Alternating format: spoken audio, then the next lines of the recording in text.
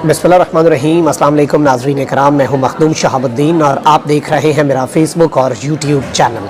उम्मीद करता हूं आप सब लोग बखैर आफियत होंगे और जहां भी होंगे अपने अहले खाना समेत खुश भी होंगे और महफूज भी।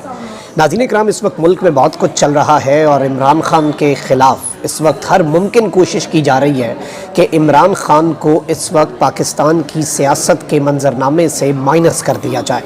आज इमरान खान के ख़िलाफ़ अब तक का सबसे संगीन कदम उठा लिया गया है और रियासत पाकिस्तान ने इमरान खान को बागी करार दे दिया है। इसके साथ ही साथ कुछ और बहुत अहम तरीन और इंतहाई तशवीशनाक डेवलपमेंट्स हैं और एजेंसीज़ की जो रिपोर्ट आई है उस रिपोर्ट के आने के बाद अब आइंदा आने वाले दिनों में क्या कुछ होने जा रहा है और ये खेल किस तरह से मज़ीद ख़तरनाक होने जा रहा है, इम्पॉर्टेंट डेवलपमेंट्स हैं। जबकि दूसरी जानिब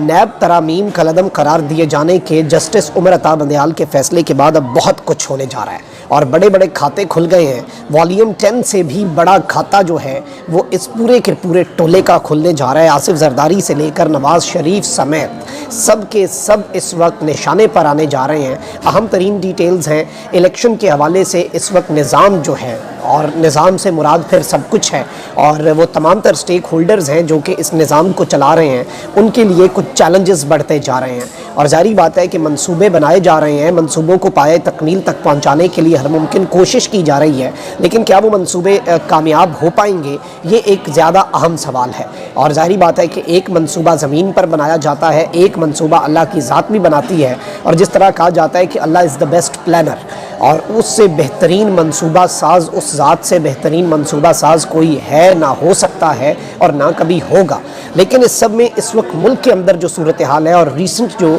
इमरान खान साहब के ख़िलाफ़ एक इक़दाम किया गया है, इस इक़दाम के बाद अब बहुत कुछ वाज़े हो गया है। और शायद वो जो कुछ कोशिशें जारी थी और कुछ बातें चल रही थी कि बहुत कुछ जो है वो मफाहमत और इस तरफ के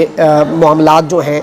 उन्हें सेटल करने के लिए, अब उस सब के अंदर भी अब ये सवाल पैदा होता है कि क्या इस इक़दाम के बाद मफाहमत की उन तमाम तर कोशिशों को ब्रेक लगेगी, ये ज़्यादा अहम सवाल है। इस वक्त नाज़रीन कराम, मुल्क की मईशत जो है उसका बेड़ा गर्क तो जो आले शरीफ ने और PDM की हुकूमत ने और पीपल्स पार्टी ने मिलकर किया वो किया। अब निगरान हुकूमत जो है उससे भी मामलात तो चल नहीं रहे, और ज़ाहिर बात है कि सब के अंदर पाकिस्तान को ये कम्युनिकेट किया गया है। बहुत सी बातें चल रही थी और यही वो बात है जो मैंने आपके सामने कही कि मंसूबे तो बनाए जाते हैं, लेकिन वो मंसूबे पाए तकमील तक पहुँचते हैं या नहीं, इसमें कुछ और भी अवामिल कार फरमा होते हैं। आप देखें कि निगरान हुकूमत को तवील करना था, उसकी मुद्दत को तूल देना था, ये सब कुछ जो है ये प्लान का हिस्सा था, लेकिन फिर निगरान हुकूमत को सर मुंडवाते ओले पड़े। निगरान हुकूमत की जो हकीकत है वो भी आप पर, मुझ पर, पूरी कौम पर आश्कार हो गई, और ज़ाहिर बात है कि उनसे भी चीज़ें कंट्रोल नहीं हो रही। उसके साथ ही साथ IMF ने जो इमरान खान साहब के पास जाकर ज़मान पार्क में एक गारंटी दी थी इमरान खान साहब को, वो भी गारंटी यही थी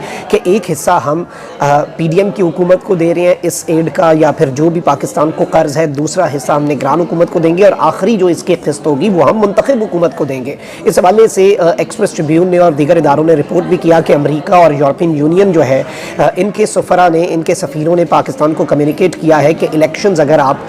जनवरी या फरवरी से आगे बढ़ाते हैं, यानी अभी तो आपके पास मरदमशुमारी का एक ऑप्शन है और मरदमशुमारी जो है उसका चलें आपके पास एक आइनी बहाना है, और इसमें भी ऑब्वियसली एक बहुत बड़ी डिबेट है। सदर मुमलिकत ऑलरेडी इलेक्शन की डेट दे चुके हैं, इलेक्शन कमीशन की तरफ से डेट आती है, मामला चीफ जस्टिस के सामने जाता है और नए चीफ जस्टिस का ये सबसे बड़ा इम्तिहान होगा। ये सारी चीज़ें अपनी जगह, लेकिन अब इंटरनेशनल लेवल पर भी बातें होना शुरू हो गई। आप देखें कि ADB जो एशियन डेवलपमेंट बैंक है, एशियाई तरक्याती बैंक, उसकी रिपोर्ट के मुताबिक रवा माली साल इलेक्शन के इनेकाद से पाकिस्तान की मईशत संभल सकती है। यानी कि इस फिस्कल ईयर के अंदर अगर आप इलेक्शंस करवा दें तो फिर आपकी जो इकॉनमी है वो संभल सकती है, और 2024 के दौरान पाकिस्तान को महंगाई, मुआशी मुश्किलात का सामना रहेगा, और रवा माली साल महंगाई की मजमूई शरह 25% तक रहेगी। ताहम अगर इलेक्शन करवा दिए जाते हैं तो इससे आपकी मईशत को एतमाद मिलेगा, उस पर कॉन्फिडेंस जो है जो कि लूज़ होता जा रहा है इकॉनमी के ऊपर, वो बिल्ड होगा। इसके साथ ही साथ निगरान वज़ीर आला पंजाब के मुआविन खुसूसी बराए कानून और ये साबिक सेक्रेटरी भी रह चुके हैं इलेक्शन कमीशन ऑफ पाकिस्तान के कुंवर दिलशाद,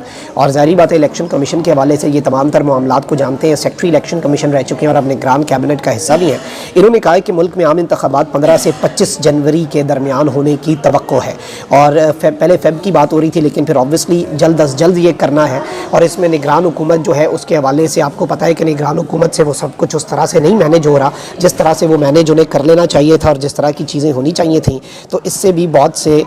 سوالات جو ہیں وہ پیدا ہوتے ہیں، اور بہت سی چیزیں جو ہیں وہ مزید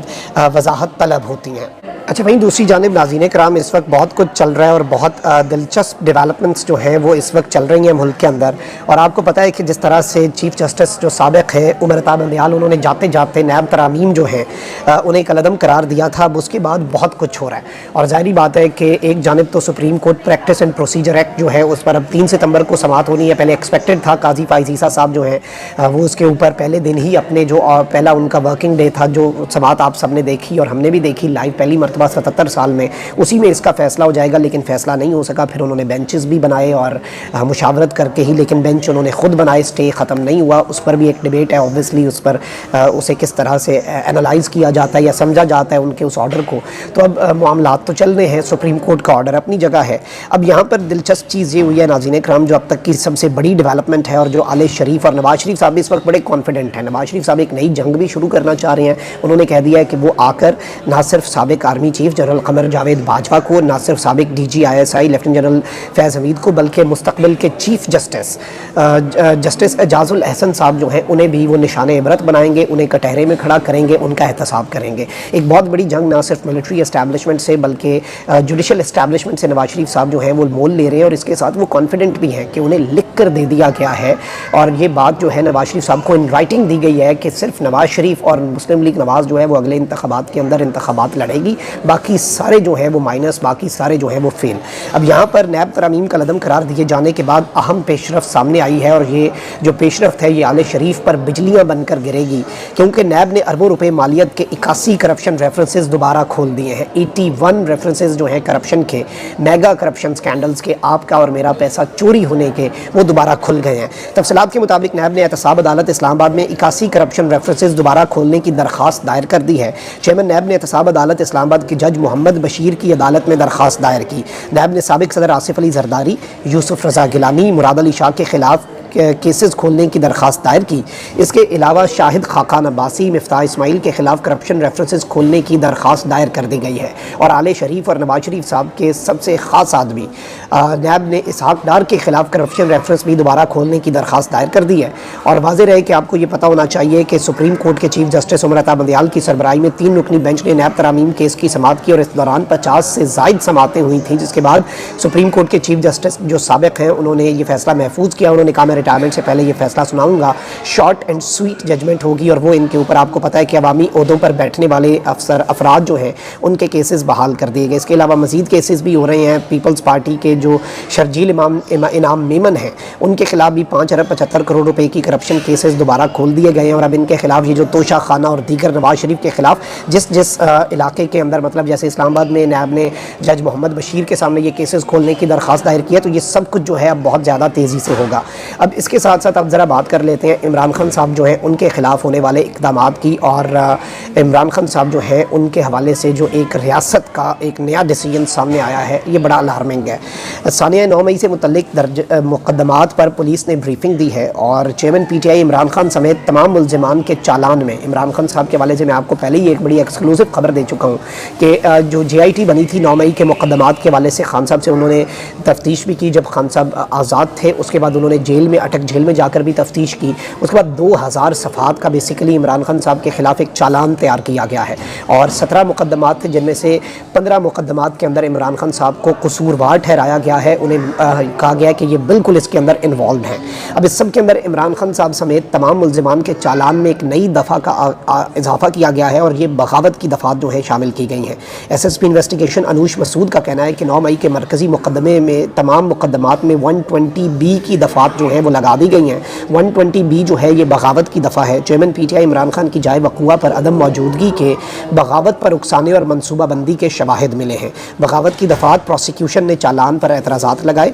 بغاوت کی دفعات پروسیکیوشن کی جانب چالان پر اعتراضات لگانے کے بعد ایجاد کی گئیں اور ایجنسیز کی رپورٹ ملنے پر چالان جو ہے وہ جمع کروا دیا گیا ہے۔ اس نقطے کو آپ سمجھیں کہ انہوں نے کہا کہ ایجنسیز جو ہیں ان کی رپورٹ جمع ہوئی اور وہ ایجنسیز کی طرف سے جو رپورٹ آئی ہے اس کے بعد ہم نے یہ چالان جمع کروائے ہیں۔ چالان جمع کروانے سے قبل پروسیکیوشن کے تمام اعتراضات کو دور کر دیا گیا، اور اس سے قبل بتایا گیا تھا کہ انسداد دہشت گردی کی خصوصی عدالت نے پروسیکیوشن نے سانیہ 9 مئی سے ملحقہ جناح ہاؤس حملہ کیس سے متعلق مقدمے کا چالان اعتراض لگا کر واپس بھجوا دیا تھا اور ہدایات جاری کی تھیں کہ پروسیکیوشن کی جانب سے عائد کیے گئے اعتراضات کو دور کر کے مقدمے کا چالان دوبارہ پیش کیا جائے۔ تو اب یہ اعتراضات کو دور کیا گیا ہے، مقدمے کے چالان کو دوبارہ عدالت میں پیش کیا گیا ہے۔ لاہور میں 9 مئی کے واقعات میں پولیس نے دہشت گردی دفعات کے تحت 14 FIRs جو ہیں وہ درج کی ہیں، اور انسداد دہشت گردی عدالت لاہور نے جناح ہاؤس حملہ اور جلاؤ گھراؤ کیس میں مراد سعید اور فروخ حبیب سمیت متعدد PTI رہنماؤں کے خلاف اشتہاری قرار دینے کی کارروائی بھی شروع کر دی ہوئی ہے۔ اور یہ سب کچھ ہوا، لیکن میرے لیے جو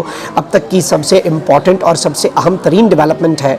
وہ یہی ڈیولپمنٹ ہے کہ عمران خان صاحب جو ہیں ان کے خلاف یہ بیسیکلی نئی جو 120B کی دفعہ ہے، عمران خان صاحب کو باغی ریاست پاکستان کا باغی قرار دے دیا گیا ہے۔ اور SSP انویسٹیگیشن انوش مسعود صاحبہ جو ہیں انہوں نے اپنی پریس کانفرنس میں کہا ہے کہ عمران خان صاحب کے خلاف یہ جو باغی قرار دینے کا فیصلہ انہیں کیا گیا ہے، اور اس سب کے اندر عمران خان صاحب کو نیب کے القادر ٹرسٹ میں گرفتار کیا جائے دیگر کیسز کے اندر، لیکن الٹیمیٹلی انہیں سزا جو ہے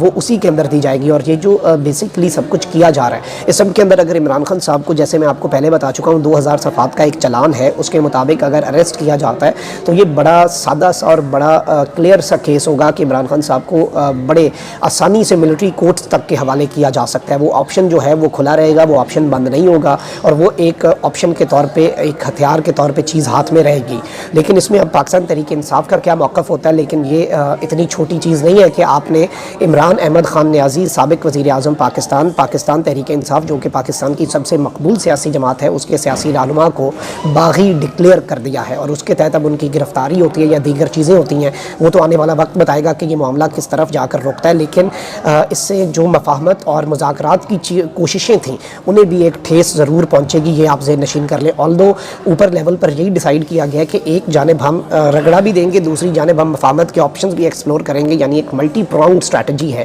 کہ دونوں آپشنز کو ایکسپلور کریں گے۔ لیکن ظاہری بات ہے، دیکھتے ہیں کہ دوسری سائڈ اسے کیسے ریسیو کرتی ہے۔ یہ وقت تو ویسے کانفیڈنس بلڈنگ میئرز کا تھا، لیکن اس میں عمران خان صاحب کو باغی قرار دینا اور ان پر بغاوت کئی دفعہ ان کے مقدمے میں ایڈ اپ کرنا ایک بہت سمبولک اور بہت سگنیفیکنٹ موو ہے۔ اپنا بہت خیال رکھیں۔ اللہ نگہبان پاکستان۔